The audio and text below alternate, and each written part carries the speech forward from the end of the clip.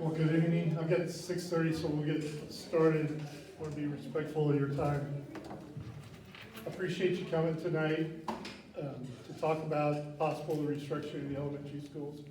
I'm Stan Stratton, superintendent, and I just really appreciate you giving some time to come out and listen tonight.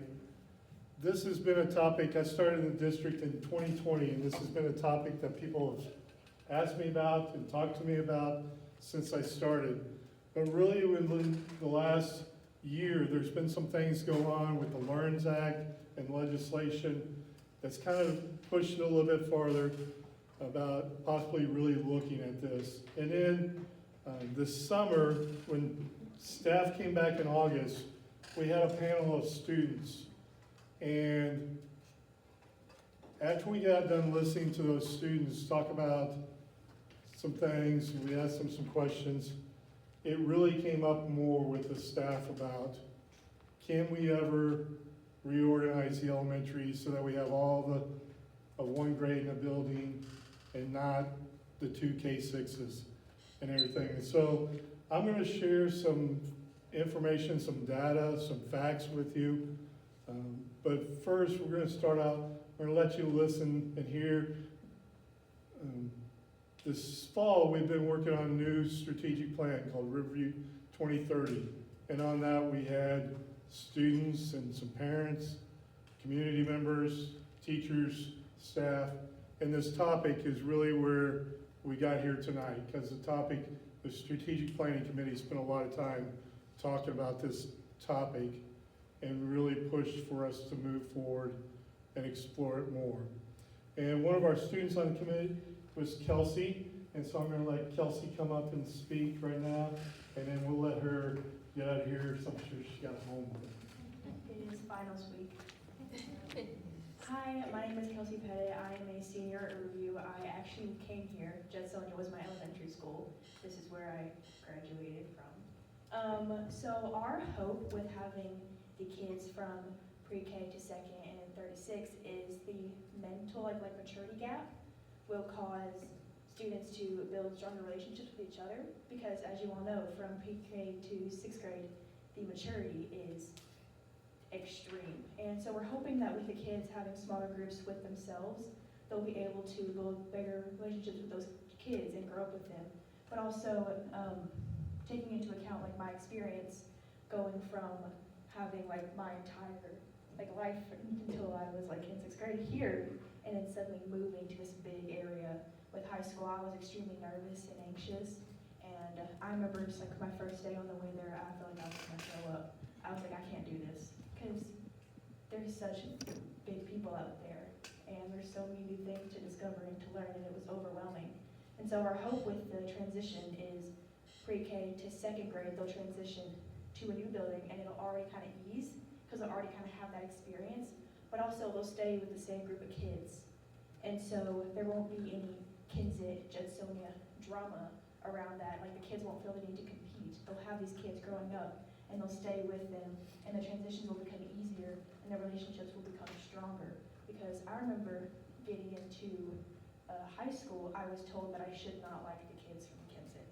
I was told, oh, they're from Kinsit, you shouldn't talk to them. Or even now, kids ask, they're like, were you a Kinsit kid, or are you a Judsonia kid? I'd be like, I was Judsonia, and they're like, oh, okay, yeah, I was Kinsit. I don't even know you. So we're hoping that that will go away, and kids will start to like each other more. But my main hope is teachers will have stronger community as well with their curriculum, and being able to work with each other and plan with each other better, because as we know, teachers in these kind of situations work 6th grade, and sometimes they'll move around a lot if really you're missing something, or there's extra help in another grade. So we're hoping that they'll become stronger when there's easier tasks to manage together. And so that's really my hope with this plan. Thank you, Kelsey. You can go study for those finals.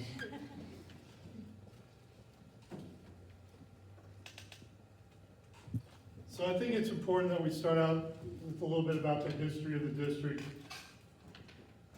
In 1990, September 18th, 1990, the residents of Griffithville, Judsonia, and Kansas school districts all voted to consolidate. And so that new district started on July 1, 1991. And at the first, when they first started, the K-12 stayed here, Judsonia, K-12 at Kensett stayed. Griffithville sent their high schoolers to Kensett. But I was, in preparing for this, I was reading board minutes from back then. And on July 2nd, the board met for the first time. At the July 2nd board meeting, they hired an architect to build a high school. And so right there, 1991, they started that vision of building a high school. And in 1994, that high school opened on the Searcy campus that we have. And then, it's not out there, but about 2000 is when the new elementary at Kensett was built. And then in 2004, they brought the 7th and 8th graders to the high school campus, built a junior high. So there's a separate wing for the junior high. And so now the elementaries went from being a K-8 to a K-6. And in about 2010, they built the main building here. And those buildings, 2010 with Judsonia, 2000 with Kensett, plays a role in why we're not looking to build one elementary. Because this building's 15 years old, Kensett's 25, 24 years old. We still owe debt on those. We're still paying the bonds off. And so, that's why we're looking at how can we reconfigure, use the buildings we have, because the life of a school building is typically 40 to 50 years. So we've still got, good life on these buildings. And so how do we do what we need to do academically, socially, and everything else for the kids, and still, be responsible for the districts and what the taxpayers have provided us. So why reorganize? And there's really two big reasons, and I think everything pretty much falls under these in some ways, but that's efficiency and effectiveness. And I'm going to go more in depth in these. There is, as you heard Kelsey talk about it, trying to bring everybody together, one Riverview, and trying to get that right from pre-K instead of this Judsonia or Kensett. We don't want to lose those towns, but yet at the same time, we want to be Riverview. And so, I'm going to share quite a bit of numbers with you. Hopefully I'll explain everything on these numbers. But this is kind of an enrollment history of the district. And there's 9 years there because I came in 2020 and I wanted to work with 5 years of data my first year, so that's why I went back to 2016. But in 2016, as a district, we had 1,300 students. And these are October 1 enrollment dates, because October 1 is an official count date for us. We had to turn it into the state. And so, as a district, we had 1,300 students back in 2016. This fall, October 1, 2024, we had 1,080. But if we look at Judsonia and Kensett on this chart, back in 2016, October 1, 2016, Judsonia Elementary had 360 students and Kensett had 375 students. But this fall, October 1 of this year, Judsonia had 287 students and Kensett had 274 students. For Judsonia, that's a 20% drop in enrollment in 9 years. For Kensett, that's a 27% drop in enrollment. And you can see there over 9 years we've lost, and if I went back farther, you'd see that decline back farther. Now, it's not something just isolated to Riverview. This is a map of all the school districts in Arkansas. Riverview is right here. So anything in pink or red is declining enrollment. The darker shade of red means they're declining even more. Anything in green is growing. The darker the green, the more growth. You know, there's a lot of districts, like these right here, those are maybe changes of 10 students. So they're not, you know, it's a little bit green, but it's not real green. But you can see on this map, there's a lot of pink, a lot of red. In fact, the majority of districts are probably that way. So it's not isolated to Riverview that we're declining enrollment. If you look in White County, Bald Knob, Riverview, Searcy, Rosebud are all declining.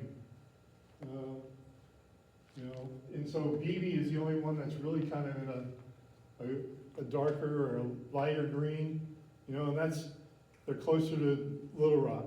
And you've seen people move out and migrate that way. So what's the future hold for the district? So one of the things I do every year is I try to project where's our enrollment going, what's our enrollment doing? And I do it multiple different ways, and these are just 3 of the ways.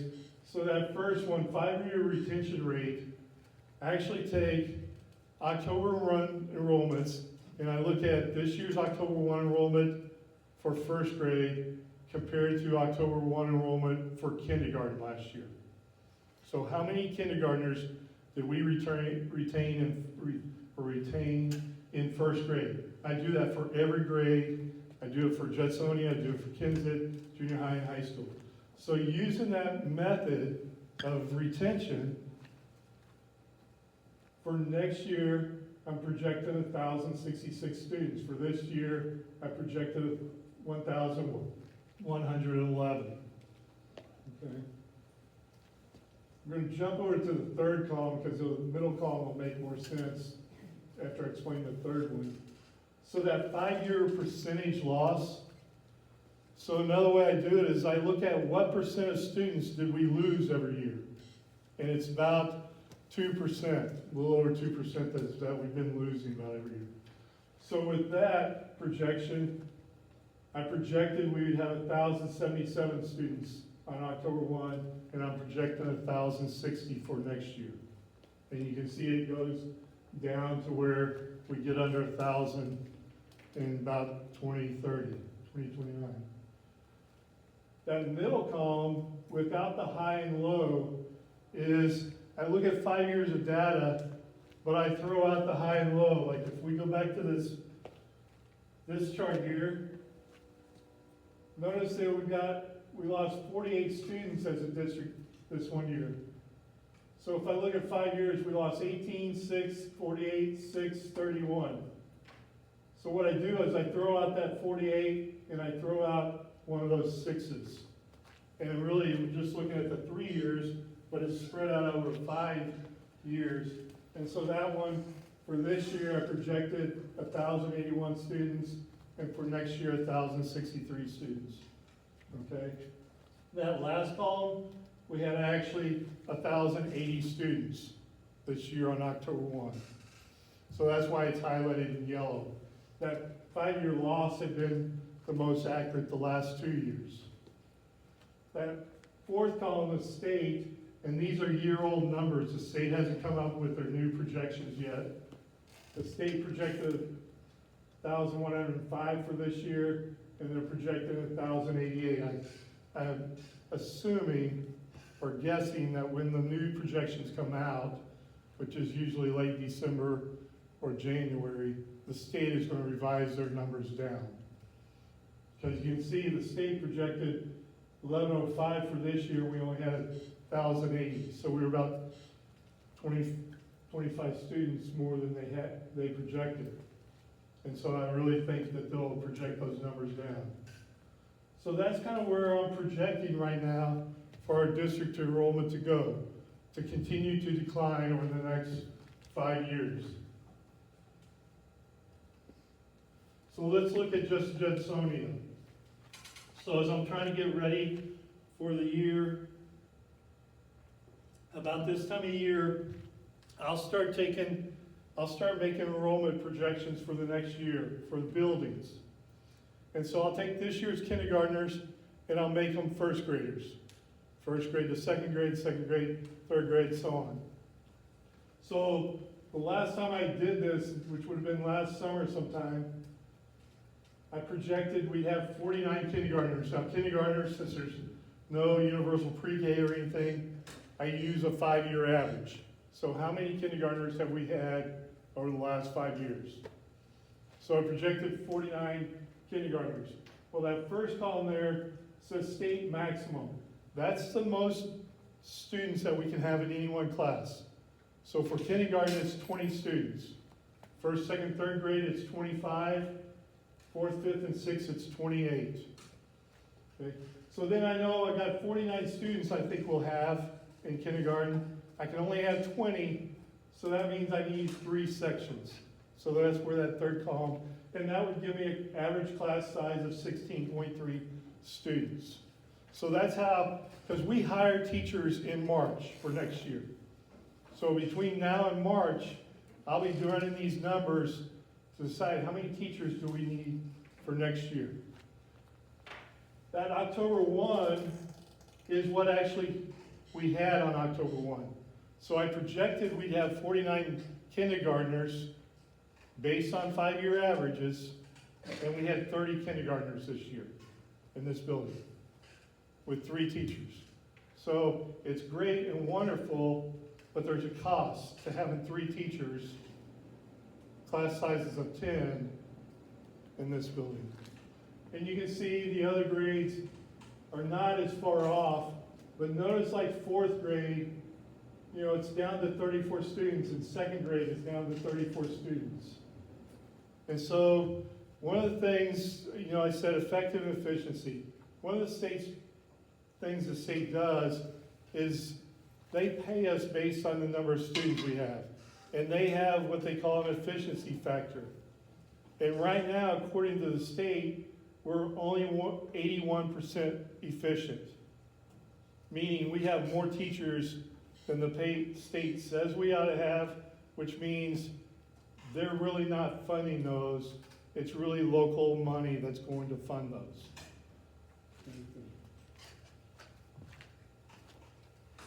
So then here's Kinsit, and it has all the same information, and the 5th grade class is a class that's really what sticks out.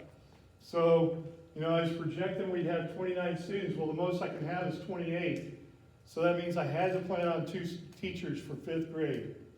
And we have only 24 5th graders at Kinsit this year. In fact, Kinsit 5th grade is so small, so few, we're not going to have a Kinsit 5th grade Pee Wee basketball team unless the other schools, boys, unless the other school allows us to play 6th graders down, we won't have a 5th grade team because we only have 2 5th grade boys out for Pee Wee basketball at Kinsit this year. So you can see, same thing, all those numbers are really small. You know, when we start to get in the 30s, that really makes us inefficient as a district. And so, you know, I tell the staff all the time, if you think of the school budget like a pie, and you cut it so many ways, if one part of the pie is cut larger than it should be, which if we have more staff than the state says we ought to have, and we're inefficient, then that means other parts of the pie has to be smaller. And so, and we'll see that when I talk about a couple other things. So what would it look like if we had a combined elementary and we reorganized?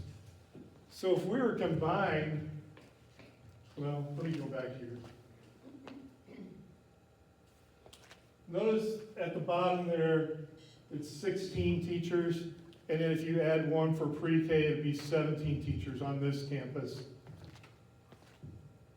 And then Kinsit is the same way, 16 classroom, that's regular classroom teachers, and then with 1 pre-K teacher, that makes it 17. So we have a total of 34 teachers, pre-K through 6th grade, regular classroom teachers. So we're not talking about our specials or special ed or anything like that. So if we combine, notice that, you know, I projected 49 kindergartners at Judsonia, but if I put that with the 50 at Kensett, so now I'm projecting 99. I can have 20 to a class, so now it's 5 teachers. Where this year we have 3 kindergarten teachers here and 3 kindergarten teachers at Kensett, so we have 6. And we ended up with 74, so we still have really good classroom sizes at 14.8. Notice 5th grade, where we have the 24 at Kensett.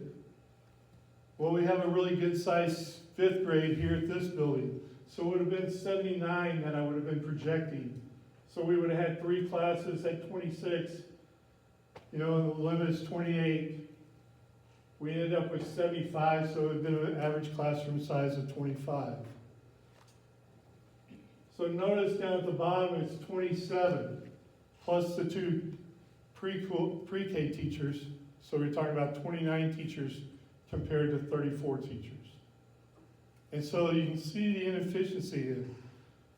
Every classroom teacher is a minimum of $63,000 by the time I do salary and benefits. That's if they're a beginning teacher. So those 5 teachers right there is about $300,000. So we don't necessarily need to save $300,000, but hopefully I'm going to show you some areas where we need to reallocate those funds so that we can do some other things with money. So there's the pre-K. We have 40 students and 2 teachers. So if we had a pre-K through 2 building, and as we've walked through this, we really think that Kensett is the best location between our 2 buildings. Classrooms tend to be a little bit smaller at Kensett compared to the classrooms here. So you really want the smaller class sizes, plus the distances from like Georgetown to here compared to the northern edge of the district to Kensett. We just feel like it'd be better to have the younger kids on as short of bus routes as we can. So a pre-K through 2 building would have 278 students based on October 1 enrollment this year, and they would need 15 teachers. A 3 through 6 building would have 323 students and would need 14 teachers. So that's a total of 29 teachers between the 2. Okay, so down from that 34. So Judsonia, or let's start with Kensett since that's the pre-K 2. In that main building of Kensett, we have 24 classrooms. So like pre-K right now is in the annex. Music, art is in the annex. So if we did this combined where Kensett was a K2 building and we have 15 teachers, we can get all 15 in the main building, including pre-K. So that's a security issue. We've now moved them in the building. It's a lot more safe and secure in that main building than being in the annex. Okay? Then we can also possibly have art and music in the main building. Have our special ed classrooms, we're working through that. But that would be our goal, was try to have as many people as we can in the main building rather than using the annexes. Judsonia, there's 23 classrooms. We need 14. And so the same thing. We would try to move art music from being in the annex here. Pre-K here is across the street, in a building across the street and everything. So we can move that over into this building where, it'd be over in Kensett. So we wouldn't necessarily need to use that building across the street. And so that's kind of what a combined, why we're kind of looking at Kensett as a Riverview Primary School and Judsonia as Riverview Intermediate School. Because of the class sizes, because of location, those type of things. So advantages. And these are not in any order, they're just the order that I ended up putting them on the PowerPoint. Appropriate learning environment. Right now, each of these campuses is a pre-K through 6 campus. But if we went to the combined, the reorganized, now we got a primary building that's a pre-K through 2 building. And we can really focus on that early childhood. You know, they're learning to read. Okay, we can focus on learning to read in that building and have a climate and culture, you know, so you don't have 6th graders in the same building as your pre-K kids. And you can really do some things differently. And then, you know, that 3rd through 6th, then we can, you know, focus on that here in intermediate building. So it is an appropriate learning environment, improves the learning environment. The second one is an improved effectiveness of instruction. You know, right now our teachers meet as grade level, but they meet as 2 grade levels. So like when 3rd and 4th grade, they meet here. And so there's 2 3rd grade teachers, 2 4th grade teachers. But if we had this reorganized, now we'd have 3 to 5 grade level teachers that could meet. And they could discuss about 3rd grade or 4th grade. And they could, it would really help improve instruction if we had that opportunity. The other thing is, with that improved instruction, when we get into interventions, maybe teacher A is really good at teaching vowel sounds, but teacher B is really good at teaching consonant sounds. Now, we can move kids around. So when we do interventions, if these 2 kids are struggling on vowel sounds, but they're in teacher B's class, they can now go to teacher A and get help. And if teacher A's got some children that's struggling with consonant sounds, same thing. So we can improve instruction that way and really help out with our interventions by being able to move kids around to match up with teachers' strengths. Security, I kind of touched on that. You know, just getting everybody in that main building is just a lot more secure, a lot more safe. And, you know, unfortunately, that's a thing I spend a lot of time working on, is security of our buildings for our students and our staff. Efficiency. One of the things I've told the staff is that we're not doing this for financial reasons. We're doing this really because we think it's the right thing to do for kids. And our, at the bottom of our board meeting agenda, it says, are the decisions made in this meeting in the best interest of students? And so that's one of the things that really tries to drive me. And you know, our mission is to produce students that strive for excellence in all that they do, and our vision is educated for excellence. And so as I try to make decisions and recommendations to the board, that's what I try to base it on. So staff reductions, you know, we've talked about that 34 to 29. We're not going to do that by laying people off or riffing people, okay? Almost every year, we have 5 elementary teachers leave for whatever reasons. Retirement, spouse gets relocated and they have to move, just for different reasons. So we'll be able to achieve this, even if we don't do it this year, over the next 2 years for sure, through attrition. Second one, may allow more competitive classified staff salaries. So I've talked about that budget pie and how you have to cut it differently, and some things get cut smaller. So before the LEARNS Act, our teachers' base salary was 3rd in the county.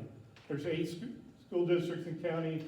So using the best information we can come up with, which is off of their websites, so sometimes it's hard to find information or match up. These are kind of our major classified staff. So custodians, we rank 3rd in the county. There's 6 districts that we were able to find the information on. And our base salary, so a beginning custodian for our district makes $13.02 an hour. So the highest in the county is $14.36 an hour. So we're $1.30 behind, you know, the highest in the county. We've probably had custodians positions open for a year or 2 now, that we just can't get people to apply. And a lot of it, when we talk to people, it's about salary. You know, we just don't pay So the ones in yellow, we're below third in the county. So you can see paraprofessionals, we're fifth in the county out of 7 districts, and we have a starting salary of $13.27. The frustrating thing to me, I've been here 5 years, I've probably raised the paraprofessional salary over $1 an hour in that 5 years, and we're still fifth. I just can't, I mean, I keep adding to it, and I keep adding to it, and it just, you know, you can see there, 1480 is the highest in the county, so we're $1.50 behind the highest in the county. Nurses, you can see we're 4th for LPNs, 5th for RNs. You know, we pay $17.67 compared to a high of $25, so we're $8 an hour below LPNs. RNs, we pay $26.07 starting salary, and 40 is the high, so we're $14 below that. Technology, so the men and women that work on our computers, and we have thousands of devices because we one-to-one, so there's one device for almost every kid, plus all the staff computers. We're 6th out of 7. We started at $16.35 compared to a high of $22.76. And then bus drivers, you know, the short route, and short, medium, long is based on how many miles their route is. And so we pay different amounts if they have a short route. So a short route, we're paying $43 a day for that bus route. So that means if they drive in the morning, drive in the afternoon. That's what they would make driving a bus on a short route. So we're 20 some odd dollars a day behind on the short route. And then you can see a medium route, we're $30 a day behind, and a long route, we're $40 a day behind. So, you know, if we had that $300,000 savings, we could put a good chunk of that towards classified salaries and hopefully raise those classified salaries up. We've had 2 paraprofessional positions open since the start of school that we haven't even been able to fill. 2 custodians. 2 custodians. So we just, and we try to advertise in different places, put it on Facebook, and it's just trying to fill it.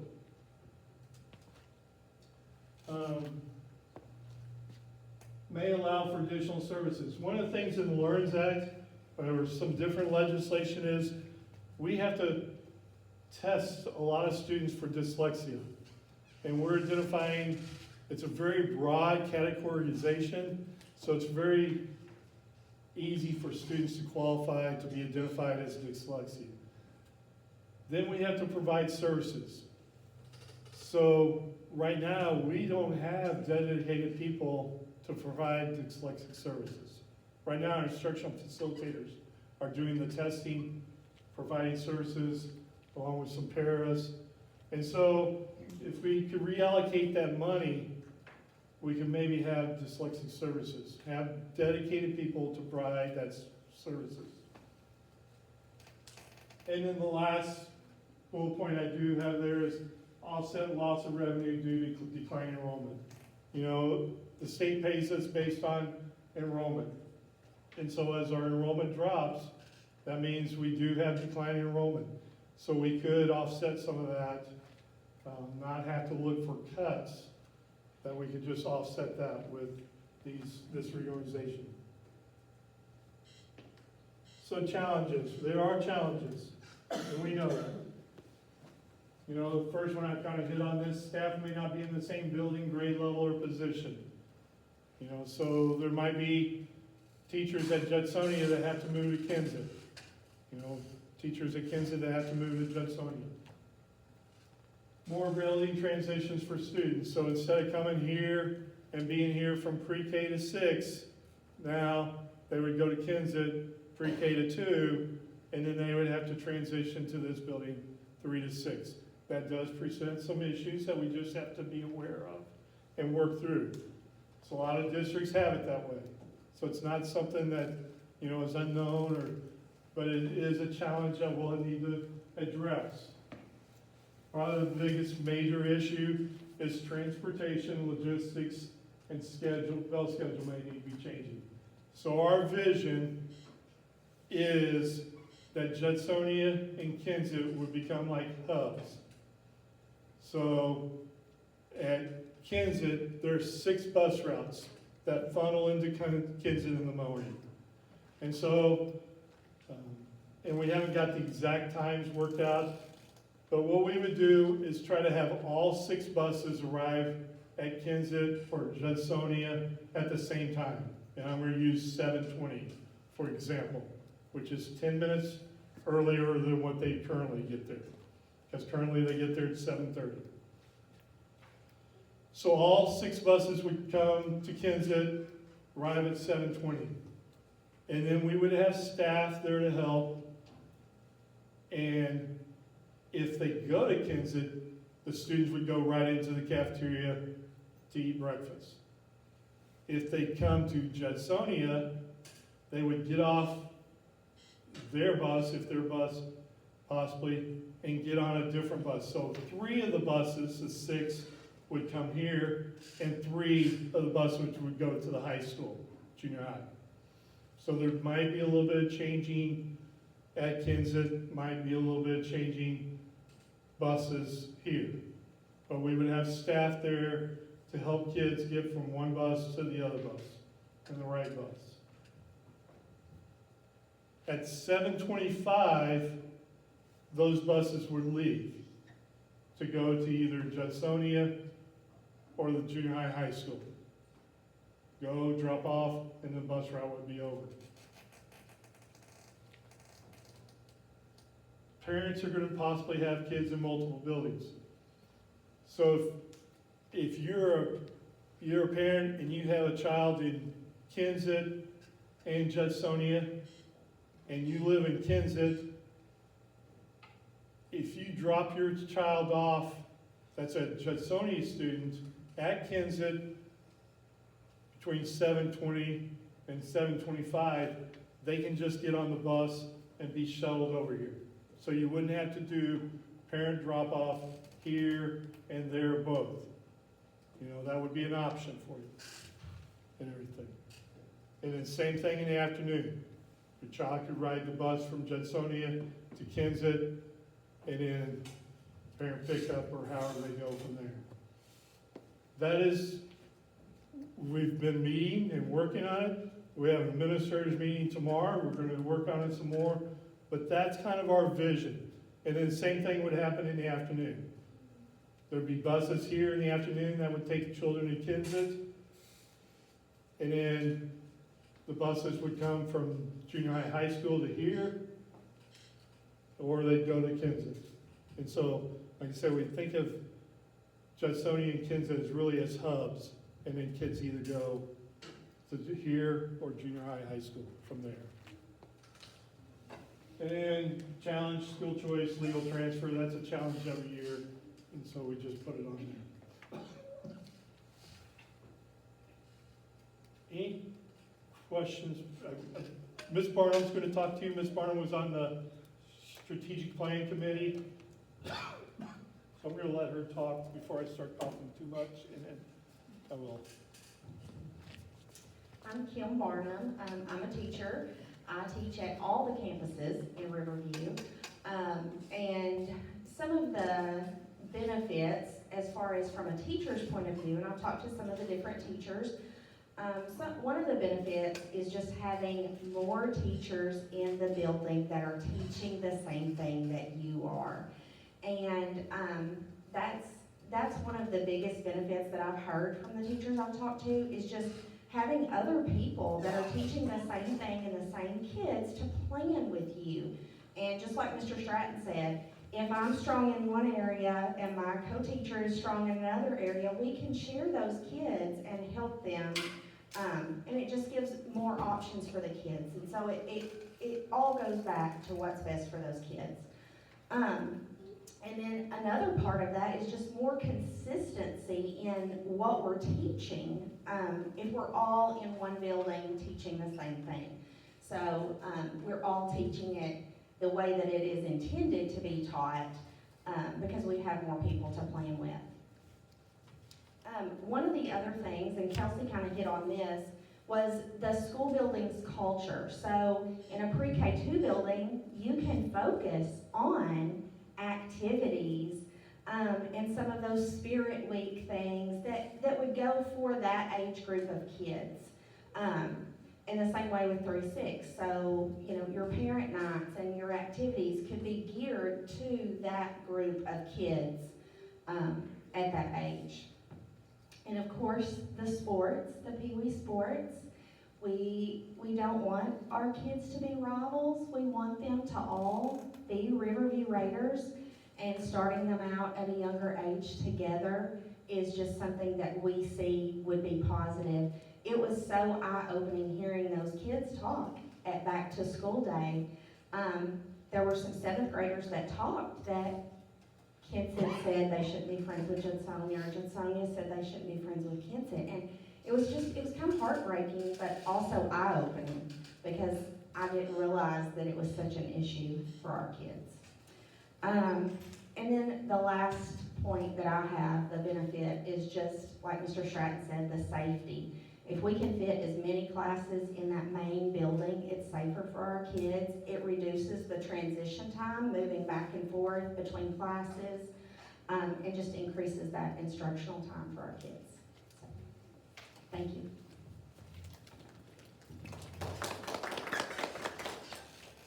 Last thing I'll say before I take some questions, we have surveyed our staff, elementary staffs on this. 94% of our teaching staff is in favor of this change, and 81% of our classified staff is in favor of it. And so this is something that's, you know, it's not just me pushing. In fact, I've really kind of held back on this for a while, but it's to the point, I say, with the Learning Act, with, you know, where the budget's at, and just the, you know, the class sizes that we see, it's just something that we felt like now was really the time to move forward with this. So I will open it up. If you have any questions that you'd like to ask, I'm not saying I have all the answers, but I'll try to answer if I can. Looking at, is the push for next year? The push is for next year, so this would start in August of 2025. So the timeline we're looking at is I'm doing this presentation here tonight, doing one at Kensett tomorrow night. If you're an elementary parent, you're gonna get a survey Wednesday morning. I've learned that if I give too long on those surveys, the first 24 hours is probably what I get. So the deadline's gonna be Friday, and that's just because we see diminishing return when we give a week or 2 weeks. So we'll have a parent survey. It's very short. Go out Wednesday, do back Friday, and then the December board meeting is next Thursday night. And so, you know, ultimately it's their decision. I'll take the information. I'll take the teacher survey results to them. I'll take the parent survey results. You know, it's not something that's going to be foreign to them, because I've been talking to them through the process and everything, and then ultimately the board will make a decision. I'll give a recommendation, and then the board will make a decision. And so then we'll go from there. You know, we've got a lot to do, and so the sooner the board can make that decision, because we would like to do it in August of 25. For the